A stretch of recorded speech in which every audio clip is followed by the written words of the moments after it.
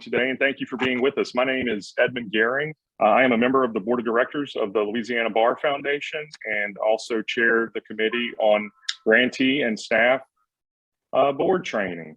As you know, the Louisiana Bar Foundation is committed to enhancing civil legal aid throughout the state of Louisiana.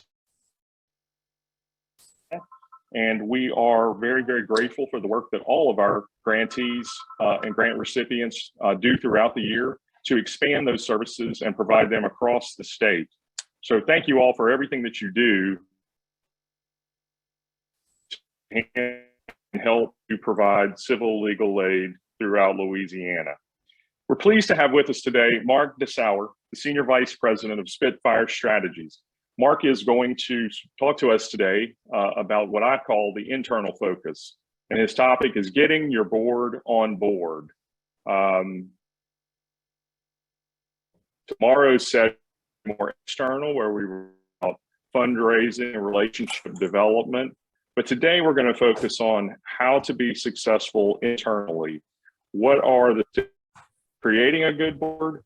What are the steps to maintaining a good board? And then how do you develop that board for the ultimate success of your organization? So with that, I will turn it over to Mark. Mark, thank you. Thank you, Edmund. I appreciate so much. Howdy, folks. Nice to meet everybody here.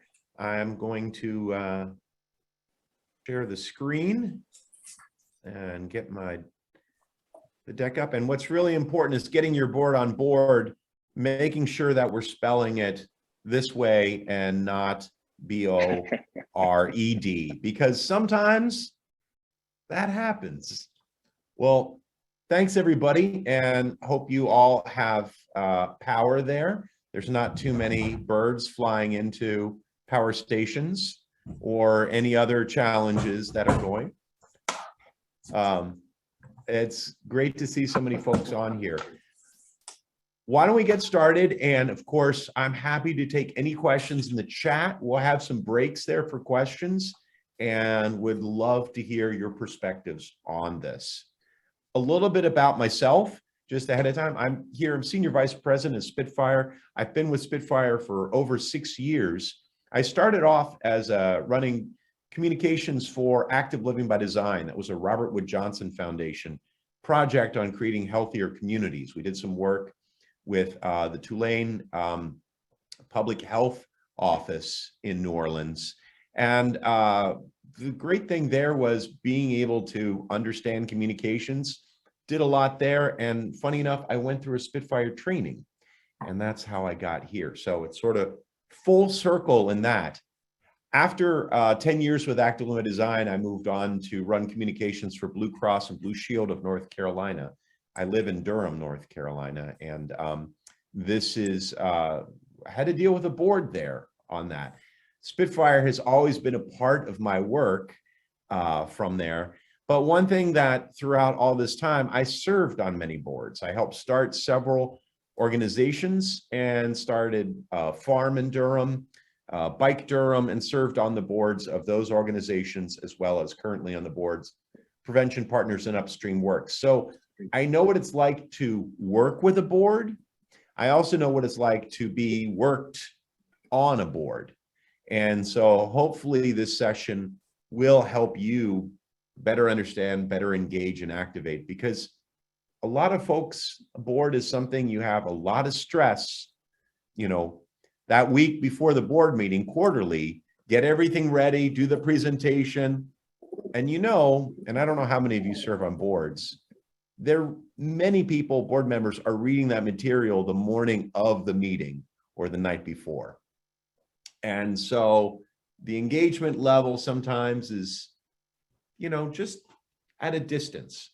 And so the goal of this is really to help you engage more. How many of you, if you could raise your hands in here, how many of you have an engaged board? Like in a good way, not the engaged board in the bad way that's asking every single thing. Okay, Libra, a little bit of a wave there. Maybe let's put it up. Let's do the old thumb scale. How many of you are on camera? Thumbs up if they're super engaged. In the middle, if they're partially not really engaged at all. thumbs down. I see some thumbs up, thumbs in the middle that are there. Little bit, CC going up. Okay, well, hopefully after this, thumbs up. Thanks, Dana. You can put in the chat. Thanks, folks. This is going to be a chance to go through. And I also wanted to just note, this is a good session. It's being recorded, so you can use it. We'll send a copy of the deck for you to be able to use as well. But there's a lot of checklists on here. So a lot of times I like to have a lot more images, but you can only have as many photos of board seats or board tables. So there's a lot of images or a lot of checklists and sentences throughout this deck. Just want to give you as a heads up. I try to go on and get as many logos from all of you, but these are a bunch, and you are all, I went to many of your websites and looked at how you talk about your boards, the boards that are on there, but also the work that you're doing. And you're doing fantastic, incredible, critical work for Louisiana, and helping families, helping children, helping communities that are in need. It's really powerful. And getting those stories out and telling what you're doing is a key part of it. And your board, a lot of groups do not use their boards to how they could be used. And that's what we're going to talk about here. I'm actually in DC right now. Normally I live in Durham, North Carolina, but I wanted to do a land acknowledgement. I am here on the land of the Piscataway and the Natauchtank or Anacostan peoples. I'm simply on the land that was there before and has been developed and taken over, and a lot of changes have occurred since that time. This is something just to note and just express our awareness. You can go to native-land.ca to do a map, put in your zip code, and see the peoples, the communities, and the nations that were there before. Okay. Let's talk Regina, about... do you have a question? I know that Mark here. I see Regina's hand up. I don't know if that's Thanks. intentional. Or raising your hand if there's an engaged board.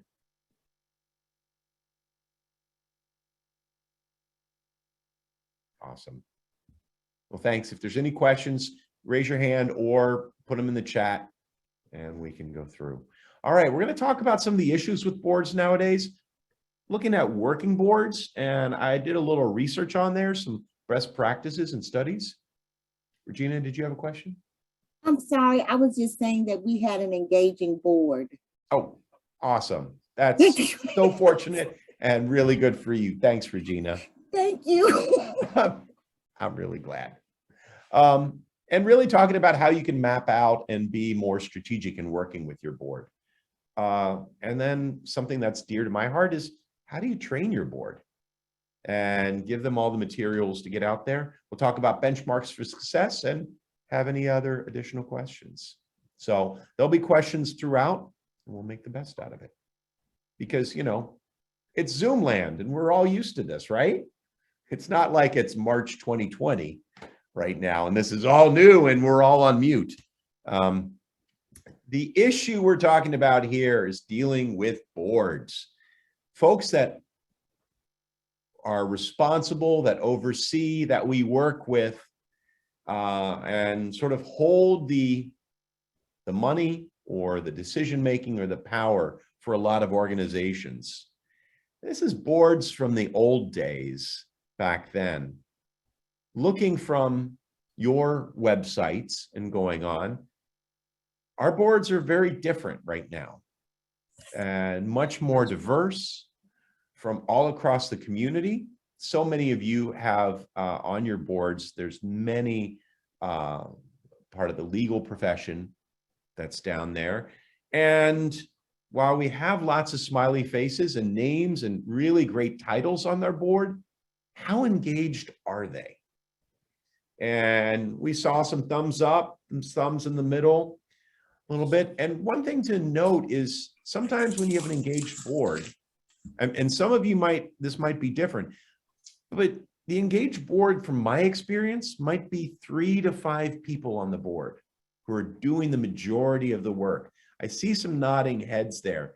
You know where it is. There's the folks that sort of show up, but there's the people who really take to it. And how do we expand that? Because boards are a key thing. So the question I want to ask, this is, hopefully you'll have an answer at the end. How do we switch for working for the board to have the board working for you? Something that's key. Some hints there. How are you ensure that they're fully engaged and passionate about the work? They're working beyond those quarterly meetings. That when you send that board packet, you know it's already been read, reviewed, and thought about instead of just 15 minutes before the meeting. And that you see leadership from the board with results, whether more funding, more engagement, more connections, any of these things. So that's the hope from there. The challenge that we see is, why don't board members do what they're supposed to do? And I referred to Hardy Smith. Hardy Smith does a lot around nonprofit boards. He's an established author and has done a lot of studies around that too. And the question is, the objective for the study that he did was looking at the difference, the issues affecting relationships between nonprofits and their boards. Looking at university presidents, CEOs, political leaders, lawyers, community activists, all these folks on the board. And what the answers there, the question was, what's the biggest criticism related to boards and their organizations, that relationship between the two? Well, what he found is there's communication problems, connecting, keeping people up to date, that there's maybe too much communication or not enough. I don't know if this is familiar for some of you, that there's sometimes a majority of non-performing board members, and that there's some vague expectations and unclear direction of what you're supposed to do outside of the 4 meetings. I don't know if this is something that people see. Are these common? You can put it in the chat or so. If you feel like, oh, yeah, these are things that we're experiencing. Is there anything else that you have a challenge with? Now, granted, there might be some board members on this call right now, but if there's something that a challenge you have with your board, type it in the chat or raise your hand. We'd love to see as we can hopefully address this. Maybe it is, I don't know if it fits underneath those 3 or not. Well, this is something that Hardy Smith really did a survey and looked. And, sometimes it's also engaging, he saw these communication problems and vague expectations, and seeing that sometimes, the board might not say they don't understand something, and they aren't proactive about understanding it. They don't speak up around that. Well, important things to note: how can an organization be more effective in utilizing it? And this is what we specialize here. It's important to clearly define what's being requested, really clear in that communication, the messaging. This is what the asks are. Ensuring that you listen to the board's opinions and have good, effective communications with the board. That's part of that clarity, the listening aspect, and moving on. And this is what, through Hardy Smith's research, he saw were some of the solutions that are there. And we'll go deeper into these. An important thing was tying back to people's passion. Let me ask this: how many of you out there serve on a board? Not for your own organization. Raise your hand if you're serving on a board. Any reason, and you can unmute or put in the chat, what motivated you to say yes? Was it the issue? Was it the mission that's there? Thank you, Libra. Your goals align with the mission, passion for the mission. I love that word passion that's there. Mission for the kids, absolutely. You wanted to connect more deeply with your community support in a new way. And here's another great thing, having skills that they can use. You can put your skills into action. Needing accounting expertise on the board. That's a really important skill. Absolutely. Support needed change. Yes, that's there. Thank you, Christy. Serving motivated by the passion for their mission in the community and for the kids. And actually for the kids, I mean, that's something that you're passionate about, that you deeply care about. So, and to give back. Thanks, Becky. These are great. I'm glad that so many of you are active on boards and have this drive. So how about for your board members? Think about that. How are they related to the cause? Where's that connection that they have, whether it's about kids, whether it's about domestic violence or families, foster children, helping folks coming to this country new and finding a home there. So have an ability too that they noted, communication improvement that's there. Make an impact, not just the name on the website, not just the name on the letterhead. They want to do something. You're on a board because you want this organization to make change happen, right? This is something that this is why I'm there and helping serve on that. And the last thing it says, it matters what's being said about the organization from the board members. So how you talk about that organization and how often are you, for those of you that serve on a board, how many of you are kind of active ambassadors for that you really go out and communicate and talk a lot about that organization that you're on? You can raise your hand, you can put in the chat, because it's tied to your passion. All of you just answered right away like that. So think about, what does your board need to talk about your organization? So a lot of questions up front right here for this. And what we feel from our work as a communication agency with a mission here at Spitfire, we serve nonprofits and foundations, and we've been doing so for 20 years. This was started by Kristen Grimm back in 2002 to really go off and how do we make a world better, a better place through communications and helping organizations communicate more effectively. That's our mission right here. And so when we look at board work, a lot of it comes to communications. It comes down to that. And so how do you get your board to communicate more effectively? Well, what do you want them to communicate about? Why they should have one that's communicating? Fundraising. That's a key aspect. You can do the fundraising campaigns, but having their connections, having their Rolex, not their Rolex, their Rolodex. That would be nice to have their Rolex, but having their Rolodex or their network to help fundraise is key. That's there.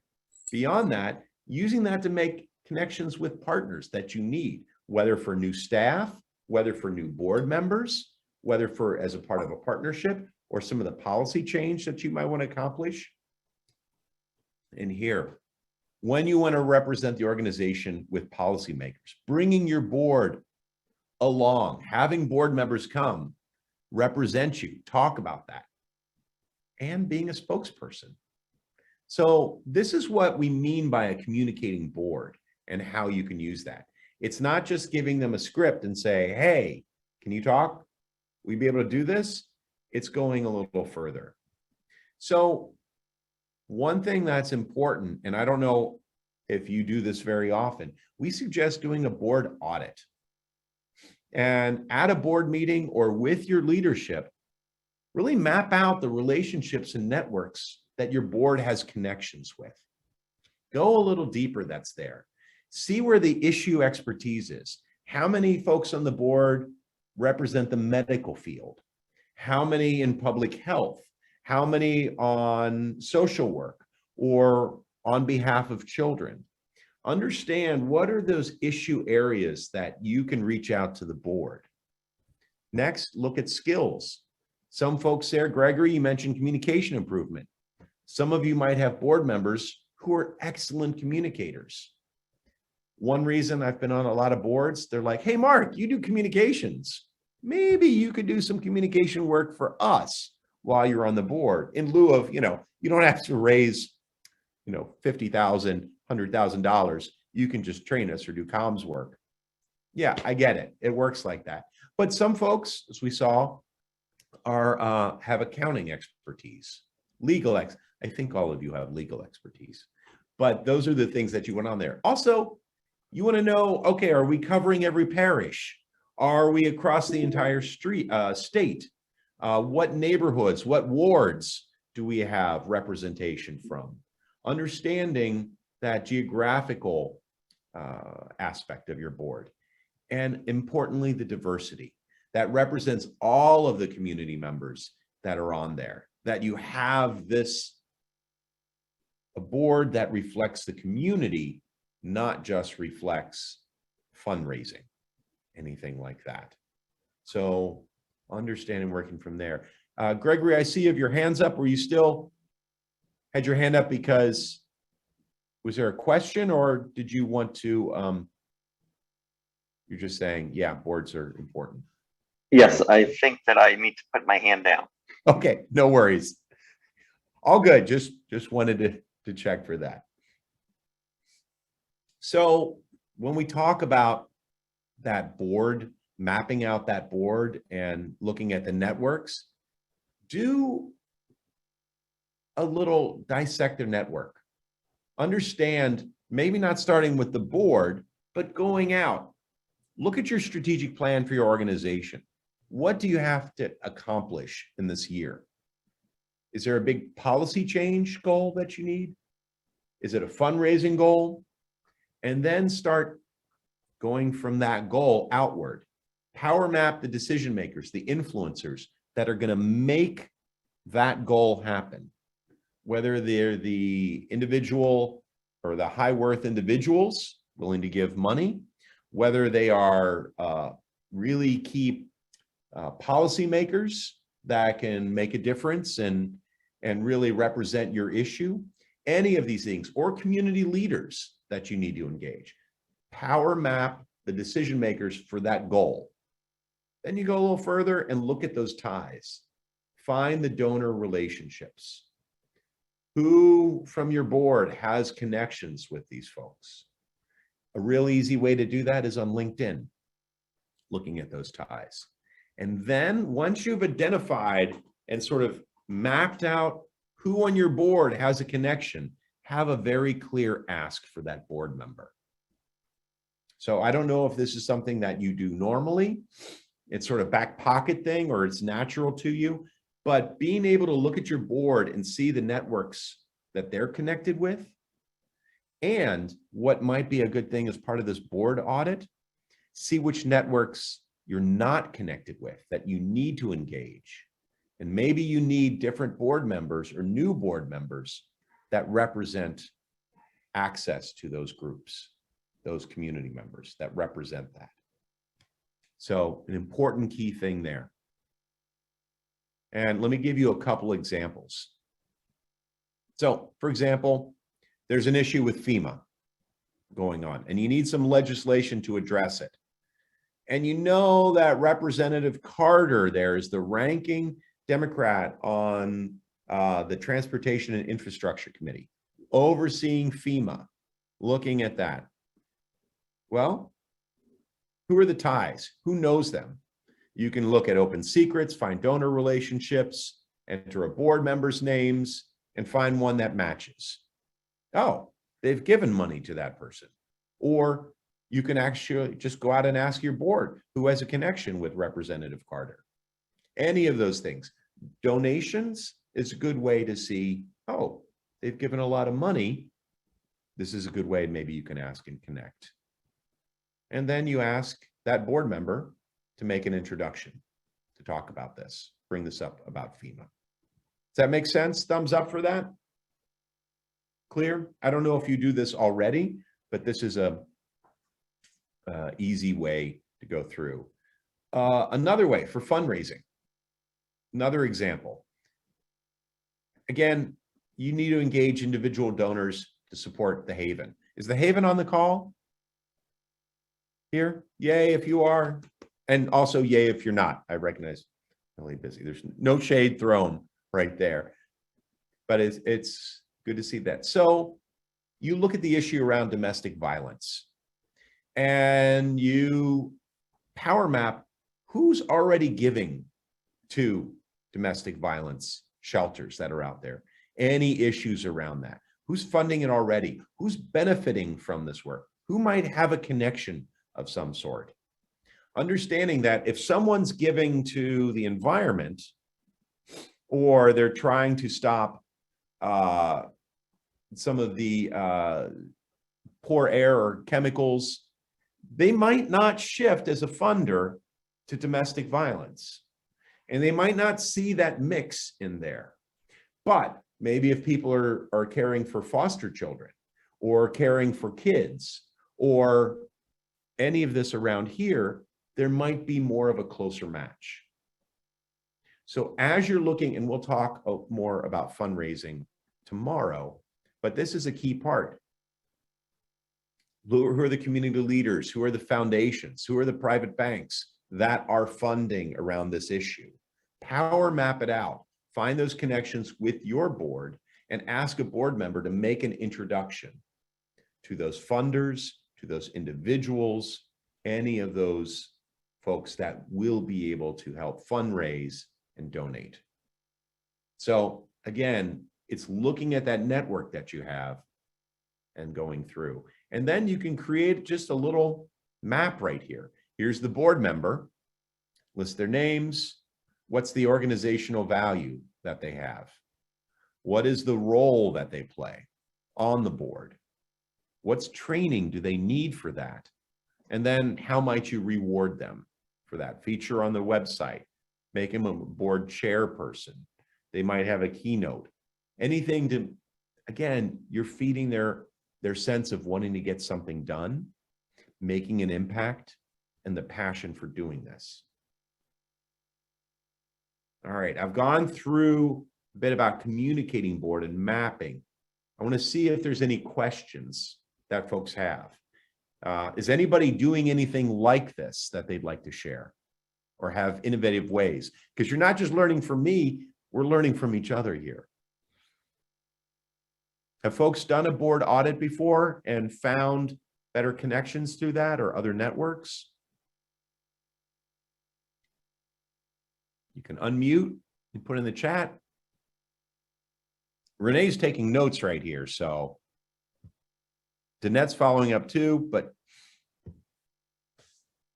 other folks out there? Libra, how about with you? Are there, I'm calling out. We're just voluntolding people here. Are there ways you're engaging the board, different ways for fundraising or making connections there through their networks? So one thing we did, we were part of the Greater New Orleans Foundation Freeman Challenge last year. And part of the challenge is board engagement. And we are lucky to have an extraordinary board chair who is very engaged. He is very thoughtful. He not only helps with fundraising, but also advocacy and legislation. Like he's great. But he took it upon himself to try to raise, we were supposed to raise $30,000. So his 70th birthday was in the midst of the challenge. And so he threw a dinner for all of his friends in Lafayette, made them pay a ticket price. We did an auction. Wow. But he and his extraordinary wife and friends and family put it together. So it wasn't a huge lift on the staff, which was really generous. And it was an amazing event. Like the event sold out right away. It was last May, so people were itching, I think, to see each other. And we raised the money like in one day. Wow. And it was such it was such a extraordinary event. Not only did we make the challenge, so that was good. That sounds But, awesome. uh, Is it so much all on that board chair's shoulders? Are other board members also coming along with his enthusiasm? So because it was so successful, other members of our board have said, oh, I could do that, but in Baton Rouge, Alexandria, and different places of the state. So not only did we succeed in the challenge, but also it sort of challenged the rest of our board to be thoughtful in how they could engage their community. And I mean, it was extraordinary. So now we are talking about making that event in Lafayette an annual thing. But now we did get some feedback from some of the people who were at the event, and there were a lot of younger members of the community who attended, who said, you know, they don't really have anything like that in Lafayette. And so, you know, we realized that we need to explain to people that we're not just Innocence Project New Orleans, but that we represent the state. And so this event is moving from a fundraiser into a bigger awareness event. Yeah, I mean, it was a really extraordinary night. We don't know that we can replicate it quite that way, but it has turned into something bigger that is run and managed by our board. That sounds fantastic. And that sounds like a great model of one passionate person doing it and showing how easy it was. That It was others great. were able to. It was great. And it was all, so of the other organizations, if you haven't applied to the Freeman Challenge, it's amazing. It's with the Greater New Orleans Foundation. And if you raise 30,000, they match it with 15. So there's a nice chunk of free money, which we all need, right? So yeah, and it was through a foundation, through an extraordinarily generous family. So the board felt like they had to make it happen, and they did. Well, that's a great example. Libra, thank you so much. I really appreciate sharing that. Sure. And great example that's here. Hopefully that's helpful for other folks. I'd love to hear more stories too and examples from here, because we learn from each other. That's here. This is a good thing. So your role in doing that, so Libra, it sounds like you got them engaged and they took off with it. You know, you set forth that challenge for them and they went forward. One thing that we see, so what does that communicating board need? And how can you help provide that? And so, I mean, yes, I'm biased with communications, but being on every board agenda, that's one aspect of what you're doing there. We'll go a little further. What do we mean by messaging? Giving them, if you're going to updating some priorities or new initiatives, you're giving them the one sentence overview of it that they can talk about. So this is a key thing. I'll talk about the work I did with the Blue Cross's board, but it was important that they had something, because if they're going to be ambassadors and communicating about your organization, you want to make sure that they get it right, what they're talking about. Being really clear on what you're expecting them to do. Are you expecting them to have meetings, to have a PowerPoint deck, to talk to Rotary, to present to Chamber of Commerce, or not? Or just, hey, have this? Are you expecting them to post on social media? How many of your board members post on social media about your organization? Raise your hands if they do that. Thanks, Jennifer. Awesome. Others, thanks, Angela. I mean, so thanks, Nina and Bethany. There's sometimes a lot of board members are not on social media. They have different networks, different ways to access. So being really clear, if you're like, hey, make sure you tweet about us, and they're not on Twitter, then you need to be able to understand and make sure what's the best way. And training, again, a little biased there, but I've done a lot of board trainings and it's really fun. But as you know, those board meetings, we've got an hour or an hour and a half, and we've got limited time. And they're like, okay, Mark, take 10 minutes for a training. You don't do a training in 10 minutes. And so understanding how can we set aside a little extra time for training as a board retreat, any of those things to really invest in that. So when you're providing clarity for board members, help them understand what the end goal is that's on here that you need them to do. They need to know, and this is really key, who do you want them to talk to and what's the ask? Is it for fundraising? So Libra, as you mentioned right there, you asked the board chair, they reached out to their network and they wanted to bring people in. That was one of the asks. Secondary ask was for other board members to do the same thing, reach out to their networks, raise funds through a really fun social event. Some of the examples that you might give them: come to a breakfast, buy a table, present to the staff, any of these things at a foundation, having the board on board, being really clear with your ask. And what are the incentives that you're providing for them? Some board members love that recognition. Asking them, you're like, you know what? We need to feature them in the newsletter. Maybe when we're reaching out to the media, we can talk about what the board's doing.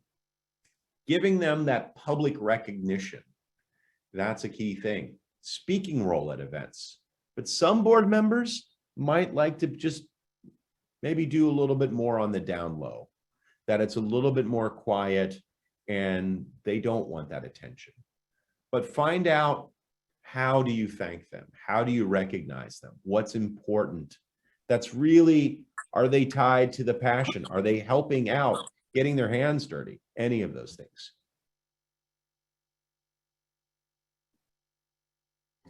And at your board meetings, ask him, okay, have you, we sent you a newsletter or a request. Have you sent it out? So ask about those communication activities. Have you talked about our organization to others? Who did you talk with? Any of those things. Not in an interrogation way, but a way of sharing and keeping track so you can follow up. One thing that we had a lot of asks for board members is maybe not doing the communications, but opening the door and having one of your staff come in and talk. But they're the ones that make the connection and get the door open for you. All right. So that's being clear on the communications. The next thing, board training. What do you want to train them on? How do you get them, if they're going to communicate, making sure that they have all the information, all the materials and the training needed to talk about it. So one thing that's really an important time that we forget about is board orientation. This is an opportunity where they can share their passionate story, why they're involved, why they care about this, but also give them the key messaging, give them the little spiel or elevator pitch that you have about the organization so they feel comfortable talking about it. You want storytelling for boards. Okay, so little story right here. One thing, when I was at Blue Cross's foundation, our board were mainly executives from Blue Cross and a few external physicians. And so we would do our PowerPoint presentation, send the board report, get everything ready. We'd share it with them. One person, that one person on the board always asked a question because they wanted to hear their voice. And that we asked for a vote on certain things and it was gone. And we left. And it felt to me very dry and very sort of regimented.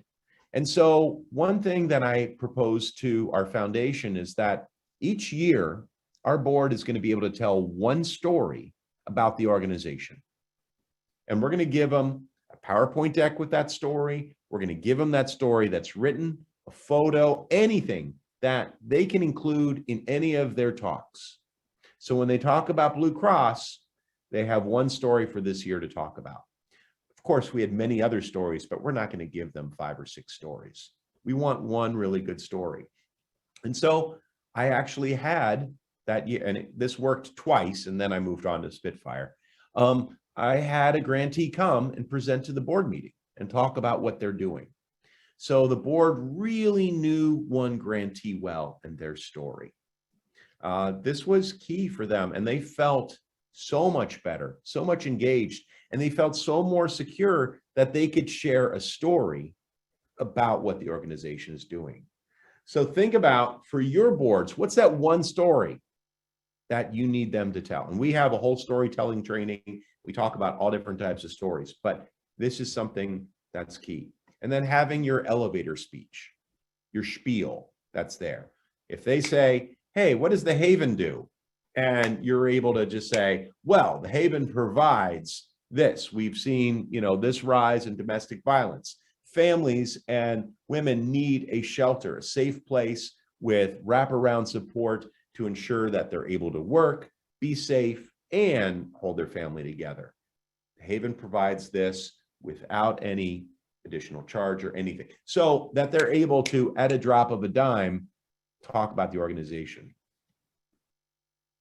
So what do we mean board orientation here? This is understanding all the materials, getting it ready for that. Regina or Angela, did you have questions? I did. Sure. What about retreats? Were you going to talk about that, or a suggestion of retreats for your board? Our board has retreats. Yes. Okay. Thank you, Regina. Yes, this is a great time when you should do the trainings where they can be really fun and talk about and share stories. And Regina, you're reading my mind, because that's what's coming up right next after the orientation that's here.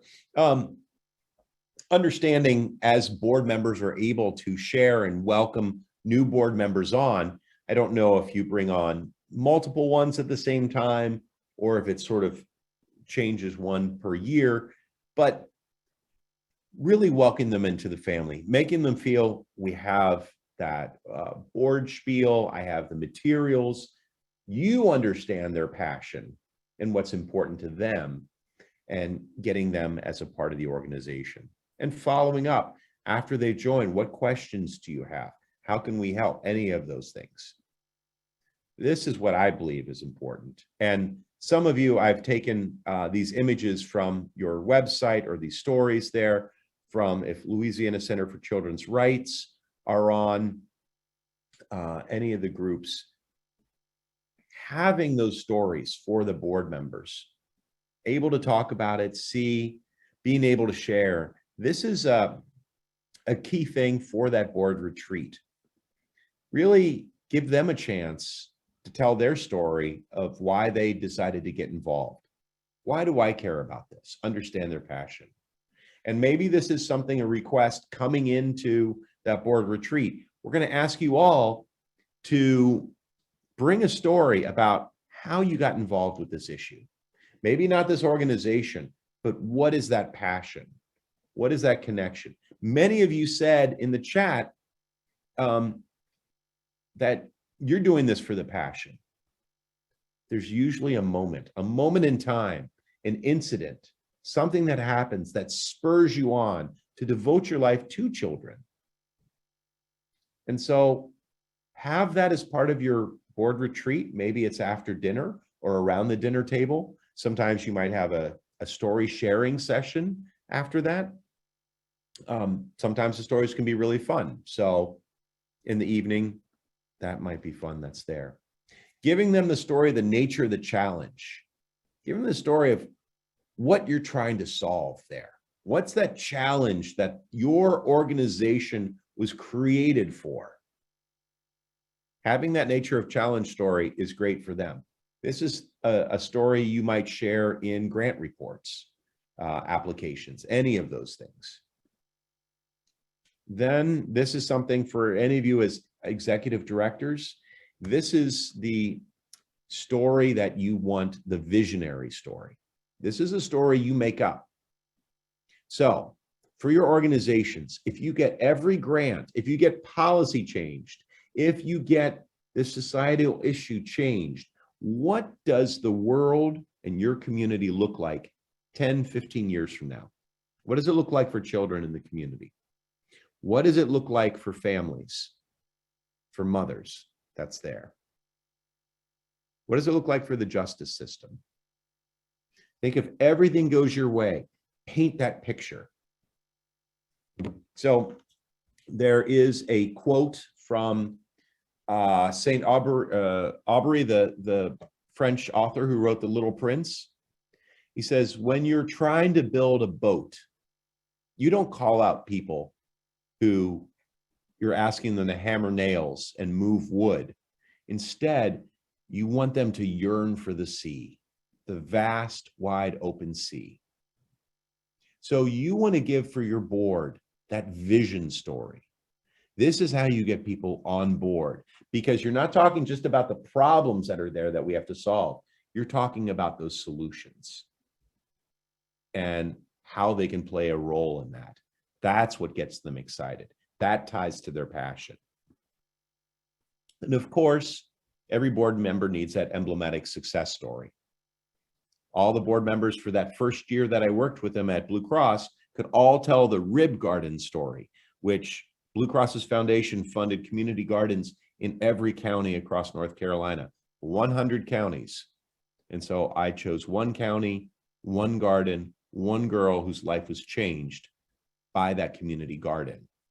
And so for that year, the board had a slide, they had it written, they had a photo, and they were all able to tell the rib garden story. Think about, what story do you want your boards to tell for this year? Coming out of COVID, what did your organization do? What's that emblematic success that you want them to share? So, examples, this is, I worked with a group in Miami, Florida, and with their board training. And so we talked about Antonio Goodman and understanding that as a returning citizen, what some of the challenges he had and what he wanted to do, and what Catalyst Miami could do to help improve his credit score and help him start businesses. So this is something that, and Antonio spoke to the board and talked about this. So it's not just taking someone else's story and sharing it. This came from his own voice. So something that is a very powerful thing is having these key stories and those connections. Now, the elevator pitch, we talked about that. And how many of you have an elevator pitch for your organization? Raise your hands if you have it, put it in the chat. Greg, thanks. Libra, thanks. Other folks, do you have a little spiel or elevator pitch? Thanks, Elena. Thanks, Ann. Let me ask this. How many does your board use that elevator pitch? I see some shoulders shrugging there a little bit, maybe coming across. So think about doing a spiel training or elevator pitch training where you have, and this is how we break it down here at Spitfire, you have the strong opening, that really key fact, statistic, or story. What's the challenge that's there, and what is your organization's unique response? And then what's that question that they want to open that conversation with someone? I like a spiel instead of a pitch, because pitch is one way. This is that game, that play. How do you engage someone? Again, around fundraising, around policy change, around volunteers, any of these things. That's what our spiel tool does. And so what you would do is, here's how you train the board on the retreat. Excuse me. You would teach them the 4 components there, and then have them role play with colleagues. Give the pitch to each other, give feedback from each other, and then have them present, one of them who's given it well, present to the whole group, and everybody learns from it. And it's a lot of fun that that you can do there. And make sure that you tailor it for different audiences. So key things for that. All right, questions about the board training, those materials, having them be able to do a spiel, having them be able to tell a story, and of course, getting them on board to your organization as part of the orienteering or the orientation, excuse me. You folks, do any of you there, any of the folks, boards do you have a story that you share with the board or the board tells a story? Jennifer, I see you nodding your head. Could you share a little bit more about? Well, we have a story about one of the young ladies that had benefited from using our CAC named Madison.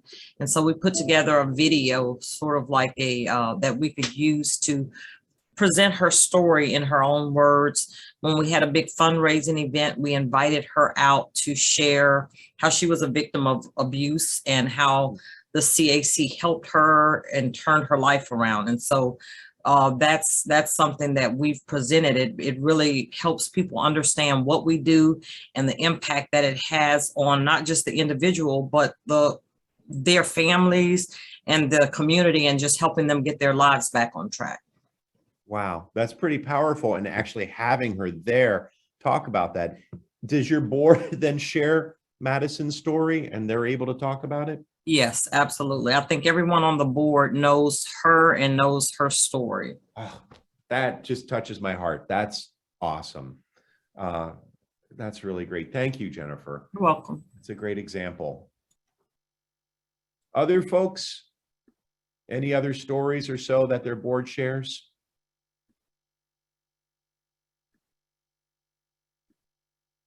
Well, this is something hopefully that you saw from our list there. You've got some ideas for this, or just talk to Jennifer at CAC and see how they got Madison's story out.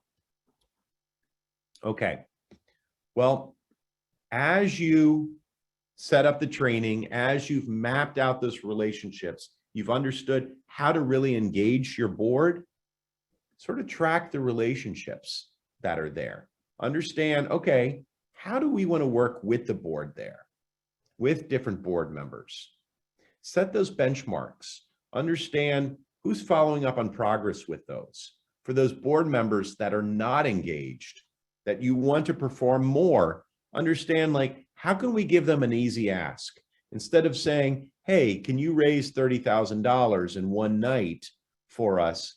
Maybe asking them, instead of raising money, could you introduce us to some other people in your network that might be able to raise funds? Or could you introduce us to someone with a certain set of skills or knows a policymaker?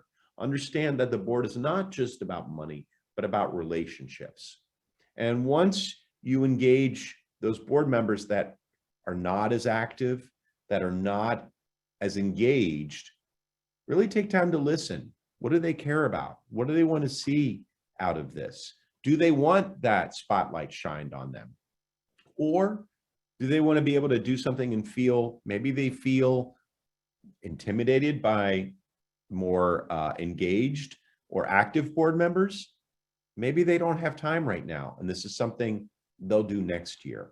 So see how you can create a plan for getting your board on board, mapping it out, what you want each different member to do, what makes the most sense out of that, and who's going to follow up and we'll be working with them. So this is a way that in setting up and engaging your board, having that one-on-one communications and tracking what the asks are for them is a great way to ensure that they're fully engaged, that they're feeling heard. Okay.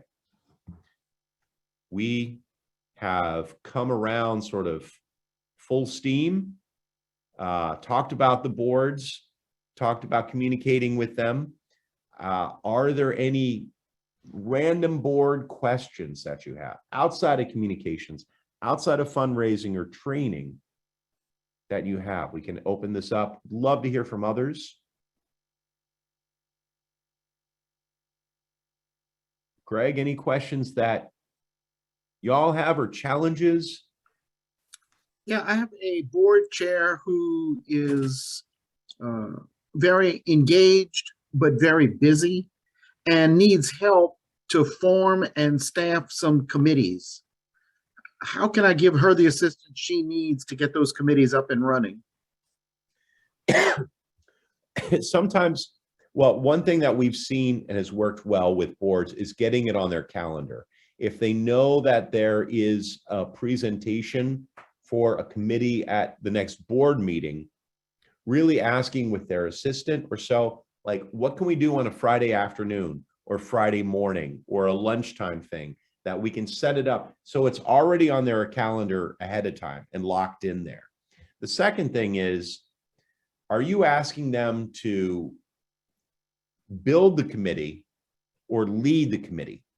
Because if you're asking them to lead the committee, you can work someone on your, whether your development person or executive director can talk to the other members, get them on board and make sure that scheduling works and that they're there.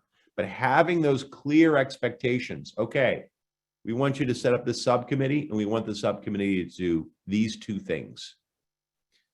Once you set that up, you're not going to have like wasted meetings and getting it on the calendar. The toughest thing is finding that date that everybody can be on there if folks are busy. And if your team takes it on instead of your board chair that's there, then they feel like I'm just leading it instead of creating it. So I don't know if, Greg, if you're asking them to do a lot more and do that sort of scheduling and management and all of that, or they're there to sort of like lead that meeting for that group. That's helpful. We're not really asking them to handle all those day-to-day details. We can take care of that part. But we've never had a really active personnel committee. And I could have used it greatly during COVID. And we didn't really have that. So that's helpful though. Thank you. I've got notes about what you suggested. Excellent. Well, it is about getting the schedules. And once something's on someone's calendar ahead of time, instead of saying, when do you want to do this? When I know it's already on there, then I'm committed to that time. So getting that ahead of time, and maybe it's not for the next board meeting, but further down the line, and that makes it easier too. Thanks, Greg. Other questions, Vandana? Any questions that are there, or CC? No, I mean, I think that all of this has been really helpful. I think the biggest challenge we have is communicating and cutting through the clutter. So many people are pulled in multiple directions and are serving on multiple boards, that I have found myself having to be quite nimble in terms of how I grab people's attention on our board. And that is, emails, phone calls, text messages, instant messages. And it's hard at times not to feel as though you are a pest. And your name appears in their inbox and you can just imagine their like immediate sort of not revulsion or annoyance, but something maybe approaching, not again. Yes. What is she going to ask of me? Exactly. And so it is kind of balancing. I think it's really challenging to kind of balance, your board's personal passions for the mission with the practical reality that they're being pulled in so many different directions. It is hard. And sometimes you have to ask them, when's the best time for you to be most active on the board? Maybe not around the holiday season, but maybe you can do something over the summer or in our spring session and we'll ease off. And maybe some of those emails you send are just thanking them. And it's not thank you and can you do this? Just, you're awesome. High five. Thank you. Which is great. But yeah, it's hard to do that. But when you make it really realistic that, hey, we're only asking you for these two things. When I've been on boards and staff or the executive director says, Mark, I just need you to do this one thing, I feel so much better. You're being approached directly. You're asking for something that's in my skill set, or hey, we're asking you to do this and we're giving you this training, we're giving you this deck, we're giving you the messages, anything that you need. All you have to do is send the emails. So you make it as easy as possible. And then that's all they have to do is that one thing, hit send. So breaking it down a lot. Of course, we need our boards to do lots and lots of things. And that's the hard thing. Not just one thing, that's a luxury if you only do one thing. And I do appreciate your comment about kind of talking one-on-one with board members and ascertaining, when's a good time, when are you available the most? I typically try and do a standing meeting with our board chair, so that I'm on his or her schedule, be it, weekly or bi-monthly. And, but I think then kind of the notion of saying, the holidays may be a rough time. Let's regroup in spring is a good one. Thank you. Yeah, giving them that space and that out. It's always good. Thanks, Cece. That's good. Sometimes you hear you don't want too inactive of a board that cares too much and asks about every single thing. And you feel that oversight is more of a burden than a lift. And other times, sometimes the board, again, the board for Blue Cross, when I first got on there, they're like, you can do whatever you want. Just make sure if you get in the newspaper, it's for all the right things and not the wrong things. No one wants controversy, all of that, but sometimes you need some good trouble to make change happen. And having a board and understand and talking about ahead of time, this is what we're planning on doing. If you're looking for policy change, it's a big help. Kirsty, how about you? How is your board? Or is it Christy? Sorry.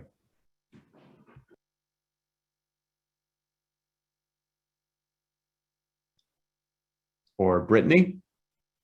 Active board, helpful?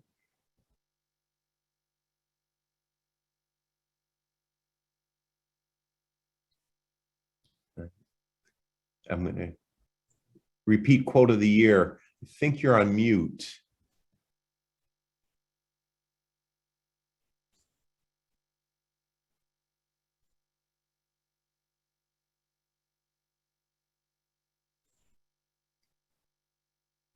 I think still on mute.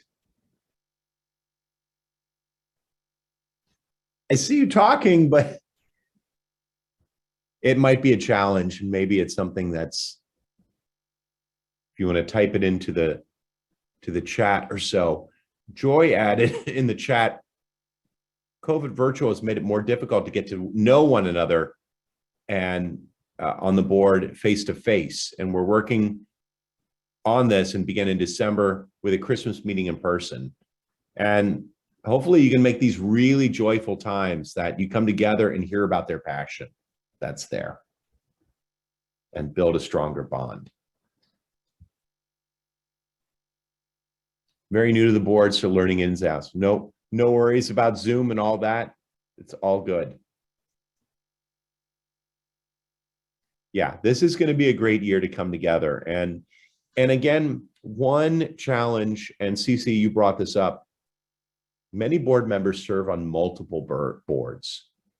And, they sort of see like, hey, you're using my position name, I'm on there. And it's hard to, if they're not board chair, to get a lot out of it. One thing that really asking them and having those one-on-ones and saying like, what makes the most sense for your engagement? What do you want to work on? How can you best help? Not feeling that they have to do everything. And making it clear for that, because if they're on 4 boards, I'm just there just to listen, show up, and vote. So think about for this board, is this the right fit for them? Do they, if it really aligns with their passion, what allows them to feel different on your board than anyone else's? So is it that experiential stuff? Is it hearing from Madison? Is it being able to meet the staff? Or is it sort of, hey, just come to these 4 meetings, vote, we understand where you are. Maybe next year you can play a bigger role. There's a good question here, suggestions on how to get the board to discuss and hopefully adopt term limits. And the chair is vehemently opposed. That's a good, tricky question, and good one there. One thing I would note for that is when that board looks at other boards, if you're able to do a survey and introduce it by saying, oh, hey, these 4 other boards all have term limits. This is what they're doing there. And so you see like, oh, which one of these is not like the other? And that is when you sort of look at, okay, we are doing something differently. Maybe we need to talk about what's different here. So these are some of the opportunities that you might have to really talk about that little difference. Bring it up, do a little study, have someone come in. If there's a power dynamic within there, that's when you need that outside external facilitator. So great question, Greg. We appreciate that.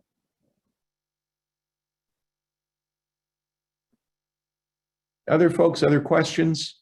Hopefully that's helpful. Sometimes getting them to talk about difficult subjects, again, having external folks come in that have the respect or have the credentials. And again, looking at peer groups. What are other boards doing? What are other groups doing that are similar? All right. Well, I want to be aware of time. Thank you all for spending a lot here. Tomorrow, we're going to talk about scenario planning and fundraising, how to adjust and fundraise based in the world that we're in, whether we're in COVID, post-COVID, post-COVID, or anywhere in between, or just head in our sands going, la, la, la, la, la, la, la. It's all gone, right? Any of those things, how are we fundraising and doing something different when the world is either on fire, being bombed, being flooded, or all those things at the same time that's demanding our attention. Things that I want to leave you with. Leverage your board's passion and connections. They are on your board for a reason. Let them talk about their passion. Sometimes a lot of board members love to talk, and they love to talk about their passion. Bring that out to hear that, because that's building stronger bonds to your organization. And then see how you can tap into that passion, how you can leverage it, as well as their connections. Give them the tools, the materials, and the training they need so they can be their best, that they feel confident, that they really understand what you're doing. They don't need to talk about the theory of change that you have, but they can talk about Madison and how Madison's life has changed. Understanding that, that's something they want to do. And set clear expectations for the year ahead. If it's going to be really busy, if it's going to be unknown, how can we just ask one simple thing in all of this? And we'll talk about planning for the year ahead. And meeting in person will bring so much more engagement, and try not to do 400 things in that one meeting. Really think about making about celebrating and being there. I think for me, what I've come out of COVID with is the values of patience and grace, and really asking for it and giving it. So I wish you all patience, grace, and hopefully the electrical grid is back on without too many birds jumping in. Look forward to talking to you all tomorrow. Thanks. I'll turn it back over to Edmund.